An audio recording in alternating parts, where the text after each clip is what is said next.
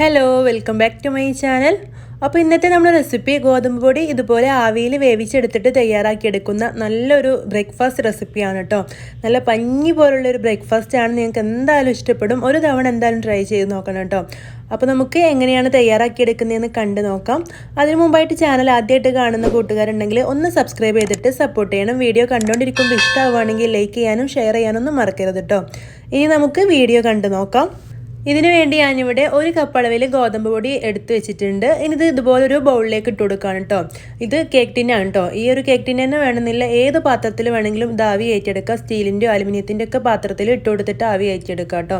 അപ്പോൾ ഇതൊന്ന് പരത്തി കൊടുക്കുന്നുണ്ട്. ഇനി ഞാനിവിടെ ഇഡ്ഡലിത്തട്ടിൽ വെള്ളം വെച്ച് കൊടുത്തിട്ട് തിളച്ച് വന്നിരുന്നു. അപ്പോൾ അതിലേക്ക് സ്റ്റീമർ വെച്ച ശേഷം ഇത് ഇറക്കി വെച്ച് കൊടുക്കുക. എന്നിട്ട് നമുക്ക് അടച്ച് വെച്ചിട്ട് ഒരു 2 മിനിറ്റ് ഹൈ ഫ്ലെയിമിലും പിന്നീട് ഒരു 5-6 മിനിറ്റ് ലോ ഫ്ലെയിമിലും വെച്ചിട്ടൊന്ന് ആവി കയറ്റിയെടുക്കാം. അപ്പോൾ ഇവിടെ ഒരു 8 മിനിറ്റ് ഒക്കെ കഴിഞ്ഞിട്ടുണ്ട്. അപ്പോൾ ഞാൻ തുറന്നിട്ട് പുറത്തെടുത്തിട്ടുണ്ട്.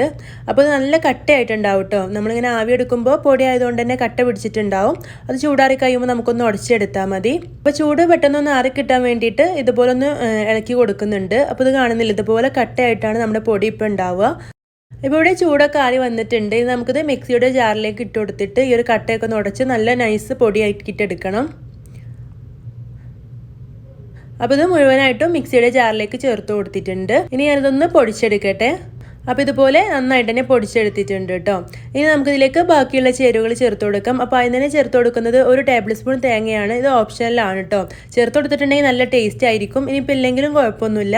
പിന്നെ ഇതിലേക്ക് ആവശ്യത്തിനുള്ള ഉപ്പ് ചേർത്ത് കൊടുത്തിട്ടുണ്ട്. ഇനി ഇതിലേക്ക് ചോറ് ചേർത്ത് കൊടുക്കുന്നുണ്ട്. അപ്പോൾ ചോറ് ഒരു 2 ടേബിൾ സ്പൂൺ ആണ് കേട്ടോ ഞാനിപ്പോൾ ചേർത്ത് കൊടുത്തിട്ടുള്ളത്. അപ്പം ആദ്യം ഒരു 2 ടേബിൾ സ്പൂൺ ചേർത്ത് കൊടുത്തിട്ട് ഒന്ന് അടിച്ചെടുക്കുക. എന്നിട്ട് ആവശ്യമാണെങ്കിൽ പിന്നീട് ചേർത്ത് കൊടുത്താൽ മതി. അപ്പോൾ ഞാനിതിവിടെ ഇങ്ങനെയാണ് അടിച്ചെടുക്കുന്നത്. പൾസ് ചെയ്താണ് ചെയ്തെടുക്കാൻ. അപ്പോൾ ഇതുപോലെ തന്നെ പൾസ് ചെയ്തെടുക്കണം കേട്ടോ. ഒരുപാട് നേരം അരച്ചെടുക്കരുത്. ഇതുപോലെ പൾസ് ചെയ്തിട്ട് നമുക്കിത് എടുക്കാം. അപ്പോൾ ഞാനിത് തുറന്ന് നോക്കുമ്പോൾ ഇതുപോലെയാണുള്ളത്. ഇത് ഇതുപോലെ തന്നെ ഡ്രൈ ആയിട്ട് തന്നെ ഉണ്ട്. കുറച്ചൊന്ന് നനഞ്ഞിട്ട് വേണ്ട നമുക്ക് ഈ ഒരു പൊടി കിട്ടാൻ.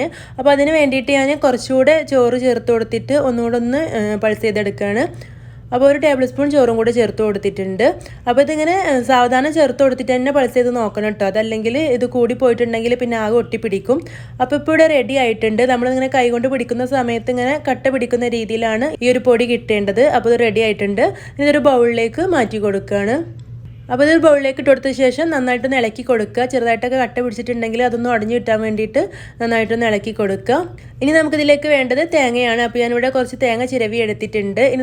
ഇനി നമുക്ക് തയ്യാറാക്കിയെടുക്കാം. അപ്പോൾ നമ്മൾ ഇതുപോലെ ഒരു 5-6 മിനിറ്റ് ആവി കയറ്റിയെടുത്ത ശേഷം ഗോതമ്പ് പൊടി വെച്ചിട്ട് ഇതുപോലെ പുട്ട് തയ്യാറാക്കിയെടുക്കുകയാണെങ്കിൽ ആ ഒരു ഗോതമ്പ് മാവ് ഒട്ടിപ്പിടിക്കൊന്നുമില്ല കേട്ടോ. നല്ല അടിപൊളി പുട്ട് തന്നെ നമുക്ക് കിട്ടും. അപ്പോൾ ഒരു തവണ നിങ്ങൾ എന്തായാലും ഇതുപോലെ ട്രൈ ചെയ്ത് നോക്കണം. അപ്പോൾ ആദ്യം 1 ടേബിൾ സ്പൂൺ തേങ്ങ ചിരവിയതും പിന്നെ 2 ടേബിൾ സ്പൂൺ ഗോതമ്പ് പൊടിയും കൂടെ ചേർത്ത് കൊടുത്തിട്ട് ഇതുപോലെ ഈ ഒരു പുട്ടും കുറ്റി ഒന്ന് നിറച്ചെടുക്കുന്നുണ്ട്. 5 മിനിറ്റ് ആവി വന്നു കഴിഞ്ഞാൽ നമ്മുടെ പുട്ട് ഇവിടെ റെഡി ആയി കഴിഞ്ഞു. നല്ല പഞ്ഞി പോലുള്ളൊരു പുട്ടാണിത്. അപ്പോൾ നിങ്ങൾ എന്തായാലും ഇതുപോലെ ട്രൈ ചെയ്ത് നോക്കണം. നമ്മൾ അല്പം വെള്ളം കൂടെ ചേർത്ത് കൊടുക്കാതെയാണ് ഇത് കുഴച്ചെടുത്തത്. അതുകൊണ്ട് തന്നെ നല്ല സോഫ്റ്റ് ആണ്, നല്ല ടേസ്റ്റും ആണ് കേട്ടോ ഈ ഒരു പുട്ട്. നമ്മൾ ഇതിലേക്ക് പൊടി അടിച്ചെടുക്കുന്ന സമയത്ത് 1 ടേബിൾ സ്പൂൺ തേങ്ങയൊക്കെ ചേർത്ത് കൊടുക്കുന്നതുകൊണ്ട് തന്നെ ഇത് വെറുതെ കഴിക്കാനും നല്ല ടേസ്റ്റ് ആണ്. കട്ടൻ ചായയുടെ കൂടെയൊക്കെ കഴിക്കുമ്പോൾ അടിപൊളിയാണ് കേട്ടോ. അപ്പോൾ ഈ ഒരു വീഡിയോ നിങ്ങൾക്ക് ഇഷ്ടമായിട്ടുണ്ടെങ്കിൽ ലൈക്ക് ചെയ്യാനും നിങ്ങളുടെ അഭിപ്രായം കമൻറ്റ് ചെയ്യാനൊന്നും മറക്കരുത്. സബ്സ്ക്രൈബ് ചെയ്യാതെ കാണുന്ന കൂട്ടുകാരുണ്ടെങ്കിൽ ഒന്ന് സബ്സ്ക്രൈബും കൂടെ ചെയ്തിട്ട് സപ്പോർട്ട് ചെയ്യണം കേട്ടോ. ഇനിയും ഇതുപോലുള്ള നല്ല നല്ല വീഡിയോസുമായിട്ട് നമുക്ക് വീണ്ടും കാണാം. താങ്ക്